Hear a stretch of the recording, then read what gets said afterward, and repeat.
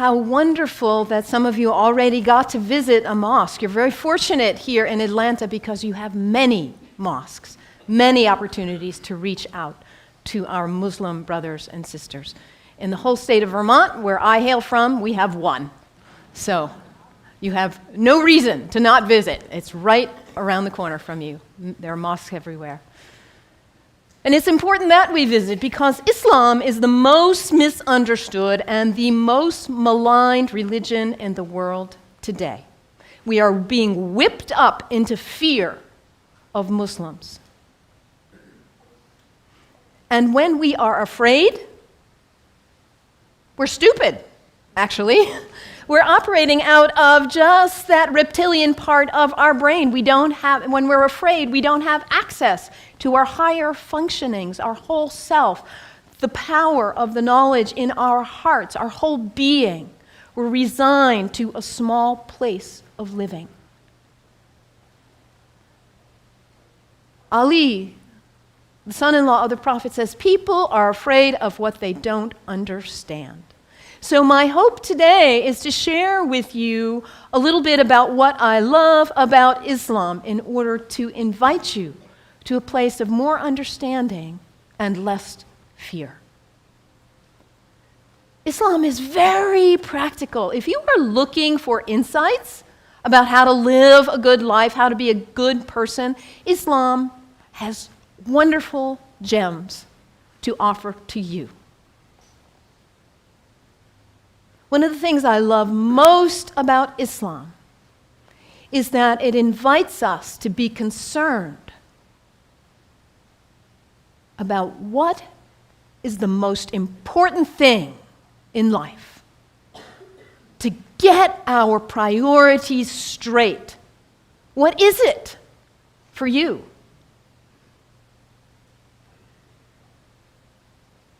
Stuff? Money? Power, prestige, family, kindness, service, love, art, compassion. What is it for you? If you get nothing else out of today, take that one question and live into it. And if you don't know the answer yet, find out. What is it for you? What's most important? In Islam, the answer is very clear. La ilaha illallah, Muhammadan Rasulullah. There is nothing but the source, God, the one.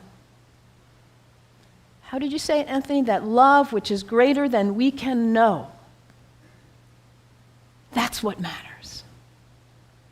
And Muhammad is his prophet. Is the prophet of love. La ilaha illallah, Muhammadan Rasulullah.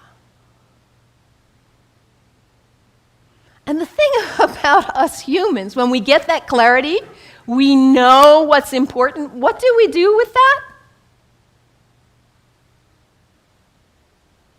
We forget. That's who we are. We humans, we are the great forgetters. How many of you made a New Year's resolution back on January 1st? How are you doing with it now? Let's be honest. How were you doing January 7th? We get this high resolve and this clarity, and then we get caught up in all the distractions, all the things pulling our attention here and there, and we forget. That poet, Mary Oliver, says, what is it you plan to do with your one wild and precious life? What is it?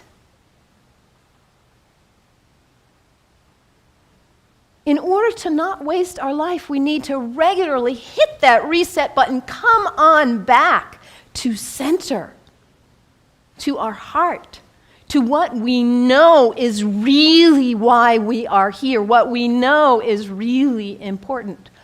Regularly throughout the day, to stop and come back and say, well, let me check in and remember what matters so I don't waste my day or my week or my month or my life. And for Muslims, this is prayer, salat, It is the second pillar of Islam. The first pillar, la ilaha illallah, to know what matters. And the second pillar is to hit that reset button in order to regularly come back to center and remember what really matters. And for Muslims, this is not an activity in the head. It's an activity of the whole body. Allah Akbar, Allahu Akbar. Bismillah ar-Rahman ar-Rahim. Alhamdulillah, Rabbil Alameen. Ar-Rahman ar-Rahim. Malik Yawmiddin. Iyyak na'budu wa iyyak nasta'in. As-siratal mustaqim. Siratal ladhina an'amta alayhim. Ghayril maghdubi waladdallin. Amin. Allahu Akbar. Allahu Akbar. Allahu Akbar.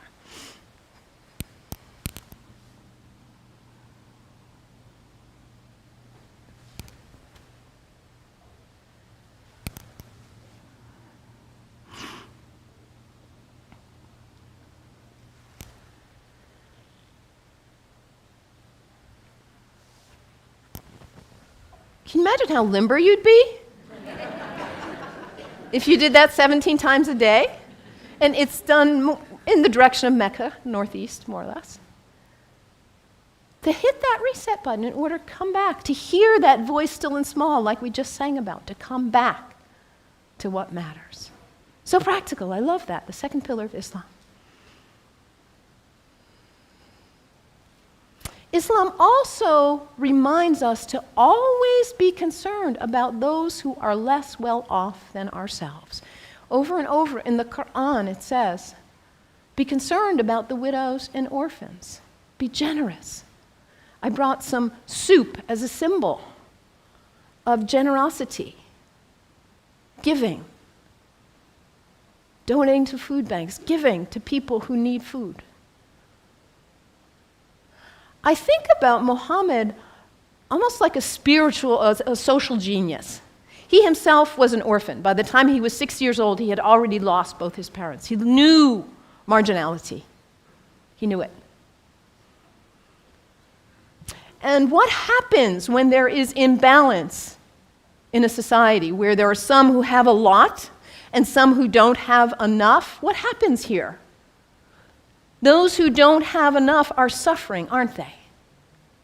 Out of their lack of nutrition, food, healthcare, hygiene, educational opportunities, they suffer. And in their suffering, they may experience illness.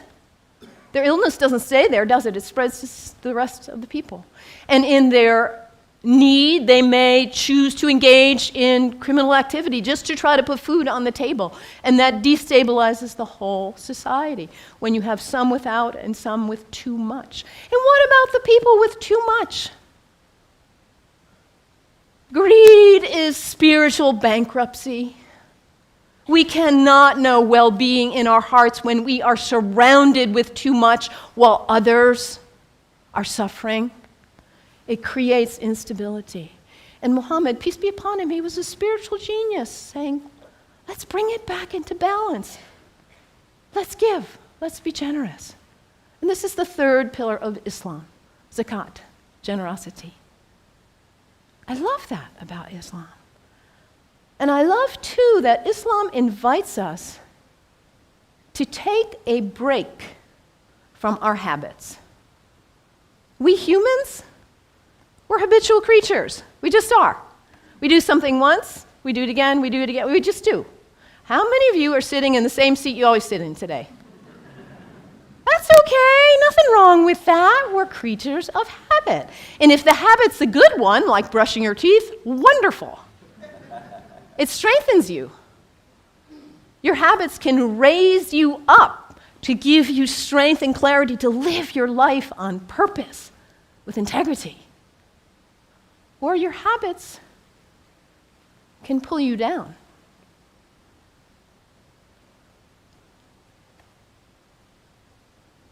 To take a break from your habits, because what happens when you try to take a break from your habit, when you try to stop reaching for whatever it is and you cannot?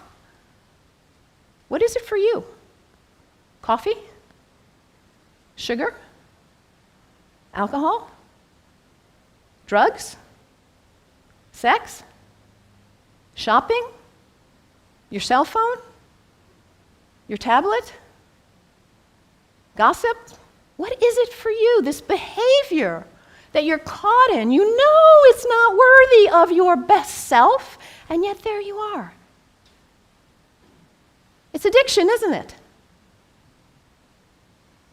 When we can't stop reaching for it, we can't stop doing it. And yet your life is so valuable, you matter. And to live your life on purpose and to cultivate the habits that raise you and strengthen you so you can be your most beautiful, best, loving, caring, giving self. So to take a break from your habits so you see who's in the driver's seat in your life. And put yourself back in the driver's seat, whatever it is for you. There are other people in this room who have also struggled with addiction in this way and who have overcome it. You can get help. You can do it. Your life matters. It's valuable. This is the next pillar of Islam, fasting. Fasting not just from food, but fasting from other activities and behaviors as well. And when we fast from food in particular, and it says over again and again in the Quran, fasting is good for you if you only knew. Because we put too much in our bodies, don't we? We stress them. We overeat and put junk. And we don't honor the beauty of ourselves. And also, when we fast, hunger is not a theory in the head, it's an experience in the body when we fast from food, that feeling. And then when you see somebody else on the street who is begging, it's not a theory. You feel empathy because you know what hunger feels like. It's harder to close your eyes and walk right on by. Muhammad, that spiritual social genius, to create harmony and stability in society. The fourth pillar of Islam, fasting, taking a break from your habits. So practical, I love it. And I also love about Islam that it encourages us to take a break from our location, to travel with intention, to recognize the power of space, the sacredness of space, and how the greats who have walked on this earth have blessed the earth with their presence, their breath, their thoughts, their actions. I know you are on the verge of a major decision about this sacred space for you. You have made this place sacred by your presence here. And as you perhaps choose to move on, you will perhaps make a new place sacred by your use and your love. The earth is sacred. Our places are sacred. And when we travel with intention, we are changed by it. This is the fifth pillar of Islam, pilgrimage. And for Muslims, the pilgrimage is to Mecca, which none of us will probably go there. But where is pilgrimage for you? My last name is Kennedy. My family is Irish. My parents have gone to Ireland. My mother says there are no words to express what it is like to walk in that place of our ancestors, of the great Celtic saints and sages. It may not be Ireland for you or Mecca, but where is it for you? Anybody been to Walden? The place where that great book was written? It's a place of pilgrimage for many of us. Anybody been to Transylvania? A place of pilgrimage for many of us. And what happens when we go? We leave our usual haunts. We travel with intention. We let ourselves be changed, be opened by new experiences, new interactions. And we come back and we are not the same. We look at our lives and we say, why was I doing that? I'm not going to waste my one wild and precious life on that.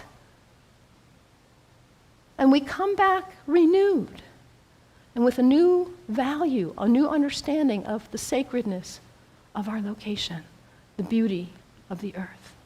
I love this about Islam. So practical. What's the one thing that matters in your life? Hit that reset button regularly so you come back to your purpose. And don't be self-centered. Be always concerned about others and their needs, those less well off especially. And recognize the sacredness of the temple of your body. Cultivate habits that are worthy of you, that lift you to the best of who you are. And recognize the sacredness of space and the gift of the ancestors, the sages, the saints, the prophets who have gone before us and held a beacon of example for us. Travel with intention. Let yourself be changed. The 5 pillars of Islam. What great practical advice for living your life on purpose. And yet, at the same time as all of what I've told you is true, the beauty of this great tradition, we are being whipped up into fear against Muslims and Islam. I have a dear friend, Rudy, who is a retired UU minister and a Sufi like myself. And about 7 years ago or so, he said to me, Malin, Rudy grew up in Austria under the rise of Hitler. He said, what I see going on in the world now in the United States reminds me of my childhood in Austria. And in that time, it was the Jews who were being maligned, and now it's the Muslims.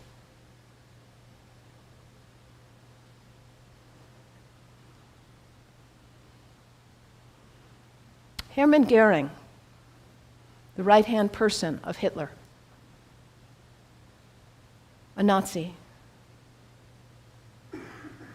In the Nuremberg trials, he said something like this: the people do not want war. That's a given. But the people can be brought to the bidding of their leaders. It works the same in all countries, whether it's a dictatorship, a democracy, socialist, doesn't matter. All you have to do is convince the people they are under attack, make them afraid, condemn the pacifists for being unpatriotic, and the people will come to the bidding of their leaders. We're in the midst of such a time. People are afraid of what they don't understand. I implore you, do not fall for this ruse.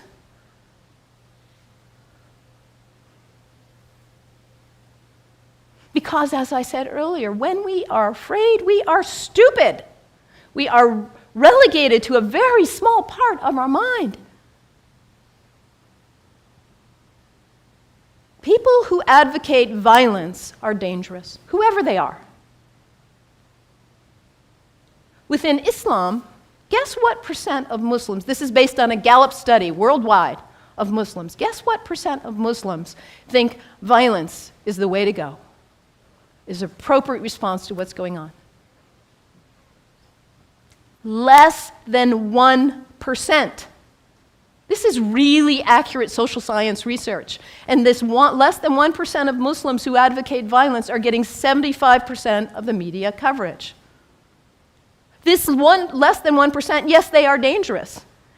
The fringe in any religion is dangerous, whether they are Christians or Jews or Sikhs, whoever. Folks who feel compelled to use violence. This minority in any religion is dangerous. When we hear about Christians, we know not to equate the minority who would bomb an abortion clinic with all of Christians. The same is true with Islam. This Less than 1% who would advocate violence, they do not speak for Islam.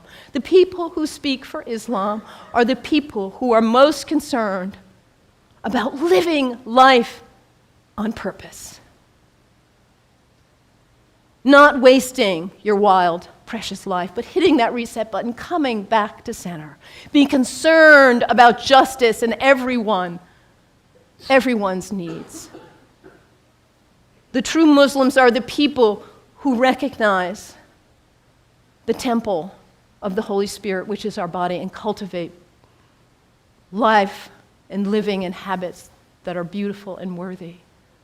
The true Muslims are the people who respect the earth and the prophets from all traditions. So I implore you, you've got Muslim neighbors all around, go visit, make friends. Do not let yourself fall into this trap of being afraid of what you do not know. And take the example from the great tradition of Islam and live your one wild and precious life on purpose. May it be so. May it be so. Blessed be. Amen.